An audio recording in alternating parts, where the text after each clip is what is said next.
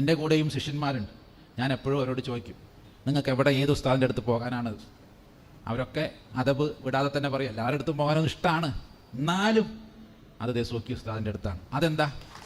മറ്റൊന്നുമല്ല, Michael H heart ഇവിടെ 100 പേരുടെ ജീവിതത്തെക്കുറിച്ച് അദ്ദേഹത്തിന് ഇഷ്ടമില്ലാത്തവരുടെ 100 പേരെ തിരഞ്ഞെടുത്തപ്പോഴും മുഹമ്മദിനോട് അദ്ദേഹത്തിന് യാതൊരുവിധ താല്പര്യമില്ലാഞ്ഞിട്ട് പോലും മൈക്കിൾ എച്ച് ഹാർട്ട് എന്ന് പറയുന്ന അമേരിക്കൻ എഴുത്തുകാരൻ ഒന്നാമതായി വെച്ചത് റസൂലുള്ളാഹിയാണ്.